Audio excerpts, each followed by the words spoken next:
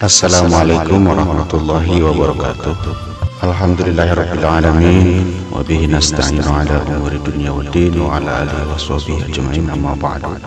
Rabbi shrah li sadri wa yassir li amri wahlul 'uqdatam min lisani yafqahu qawli ya fattah ya alim. Pada kesempatan kali ini saya akan mengangkat sebuah tema atau sebuah judul mengenai masalah dupa ya. Dupa atau kemenyan atau bukhur atau apalagi namanya banyaklah, luban, majmar, uluwah, kayu gaharu dan lain sebagainya. Kalau di Indonesia lebih dikenal dengan nama kemenyan. Mengenai kemenyan ini bentuknya macam-macam ya. Ada yang kerucut, ada lagi yang seperti batang gitu, tinggi, kayak apa ya, kayak lidi gitu. Itu biasa dipakai di kelenteng biasanya. Itu juga termasuk dupa. Ada lagi yang berbentuk serbuk dan lain sebagainya. Mengenai dupa atau kemenyan atau bukhur ini, mengenai hukumnya itu adalah sunnah. Kenapa sunnah? Karena bukhur ini baunya atau aromanya itu wangi. Nah, sedangkan Rasulullah sendiri menganjurkan untuk memakai wangi-wangian. Jadi ini termasuk sunnah Nabi. Badan Rasulullah sendiri itu wangi, bahkan wanginya itu khusus untuk badan Nabi, itu wanginya tidak ada satupun yang sama dengan beliau. Di samping badan Rasulullah itu wangi, Rasulullah juga menyukai wangi-wangian. Rasulullah juga tidak pernah menolak ketika diberi hadiah wangi-wangian. Rasulullah menyukai wangi-wangian. Terus Rasulullah juga menganjurkan kepada umatnya untuk memakai wangi-wangian, juga jangan menolak ketika diberi hadiah parfum atau wangi-wangian. Harga bukhur ini macam-macam ya sahabat, dari yang paling murah sampai yang paling mahal. Nah, mengenai bukhur atau kemenyan ini artinya sunnah Nabi ya, sunnah Nabi. Bahkan di Masjidil Haram, di Masjid Nabawi, di makam Nabi itu selalu dibakar kemenyan atau bukhur, yang tentunya wanginya juga wanginya luar biasa. Harganya berbeda, tentunya mahal ya. Coba lihat saja di YouTube, itu kalau di Masjidil Haram itu suka di tiap pintu itu dibakar dupa atau kemenyan Arab bukhur, atau di makam Nabi ya. Atau bisa tanyakan langsung kepada orang yang pernah naik haji di sana. Karena ini sunnah Nabi. Jadi kalau ada yang mengatakan ini bid'ah, syirik dan lain sebagainya, berarti orang tersebut telah membuang separuh sunnah Nabi, ya kan?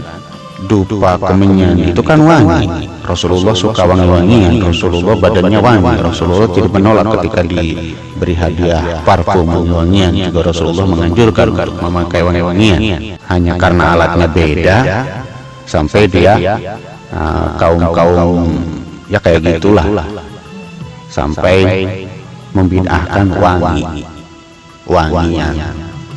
Nah, itu kan sudah separuh menghilangkan sunnah Nabi mereka itu. Nah, bahkan sahabat-sahabat Imam Syafi'i itu pernah mengatakan bahwa bakarlah dupa di samping jenazah, di samping mayit ya. Karena kalau di jenazah itu kadang ada sesuatu yang keluar, nggak tahu apa ya. Nah, wangi dupa dan juga asapnya itu bisa menghalangi pandangan, seperti itu. Jadi sekali lagi, membakar dupa, kemenyan, bukhur, luban, majmar luah, kayu gaharu, pokoknya wangi-wangi apapun itu, baik bentuknya dupa atau selain itu hukumnya sunnah Nabi Muhammad SAW. Bahkan ketika kita mau sholat, apalagi sholat Jumat, itu sunnah memakai wangi-wangian ya, kecuali di bulan Ramadan makruh ya. Kalau di hari-hari biasa itu sunnah.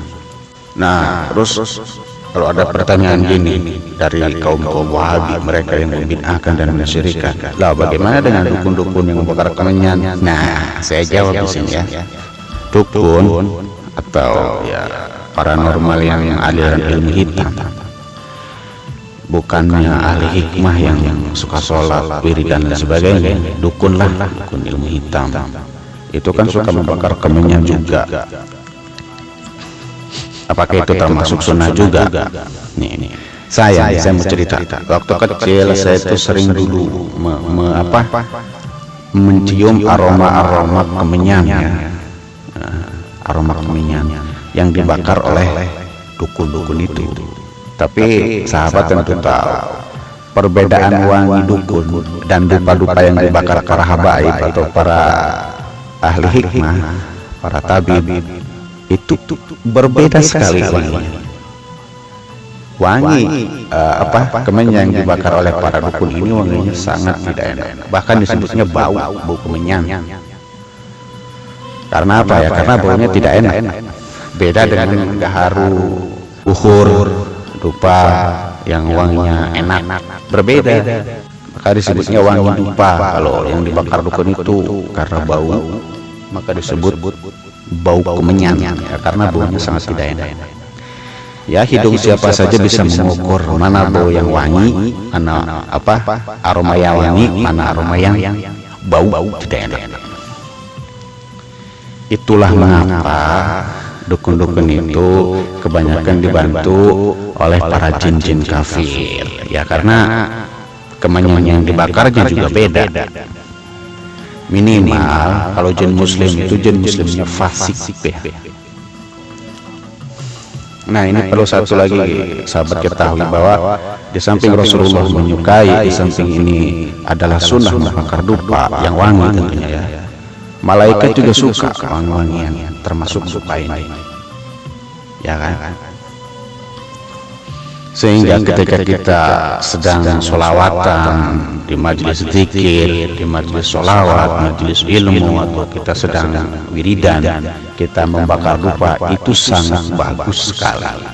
Karena apa? Dengan kita membakar kemenyan atau dupa yang wangi, itu malaikat dipastikan pada turun dan berkumpul di situ. Yang artinya mereka juga ikut mendoakan, ikut memintakan kepada Allah Subhanahu wa Ta'ala tentang hajat-hajat si fulan, si fulana. Itu karena mereka suka dengan wangi-wangian, maka mereka akan hadir. Lah kalau wanginya kayak dukun, wanginya nggak enak itu, yang datang juga ya jin-jin setan belek gitu. Yaitu di samping sunnah, manfaat lainnya juga yaitu bisa mengundang malaikat itu kan banyak, tidak hanya 10 yang kita ketahui, banyak. Bahkan setiap ayat Al-Quran juga dijaga oleh para malaikat. Samping kita juga istilahnya ada malaikat itu kan, setiap zat di alam semesta atau bumi. Maka bisa dipastikan ketika membakar dupa, ketika sedang sholawatan, majelis zikir, majelis ilmu, dipastikan doa kita cepat terkabul karena malaikat juga ikut mendoakan. Begitu. Saya juga dulu waktu ikut majelis sholawat ya di Depok, itu hampir 2 tahun. Sebelum acara dimulai itu dupa itu disediakan, parfum sudah disediakan, ya kan? Itu selalu membakar dupa ketika kita selawatan. Dulu saya di Depok ikut dengan Al-Habib Yahya Al-Habsyi, mudah-mudahan beliau sehat selalu dan panjang umur. Namanya Majelis Nurul Husna. Saya hampir 2 tahun ikut beliau ke sana ke sini, ke sono ke sini, selawatan, majelis ilmu dan lain sebagainya. Ya, selalu membakar ini dupa. Nah, itu sunnah Nabi. Kalau ada yang mengatakan itu bid'ah syirik, mereka telah menghilangkan separuh kesunahan Nabi. Ya, begitu sahabat.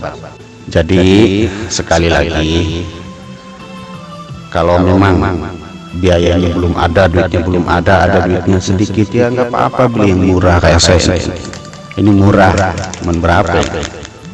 Nggak nyampe 30.000. Ya bulatnya 30.000 dia sama ongkos kirim, bisa beli online. Ya nggak apa-apa, yang murah, yang penting wangi. Terus juga minyak wangi sediain. Insyaallah para malaikat mendekat ikut mendoakan, ikut membantu hajat-hajat kita untuk disampaikan kepada Allah Subhanahu wa taala. Sekali lagi, hukum dupa kemenyan, kalau baunya, aromanya wangi, enak di hidung, siapapun bisa mengukur kan, pasti wangi atau wangi enak atau enggak enak. Itu hukumnya sunnah Nabi Muhammad SAW, karena beliau itu tubuhnya, dirinya wangi luar biasa.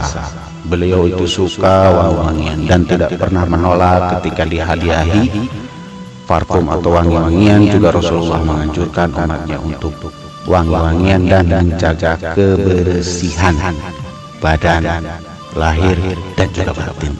Seperti itu ya sahabat. Semoga bermanfaat. Assalamualaikum warahmatullahi wabarakatuh.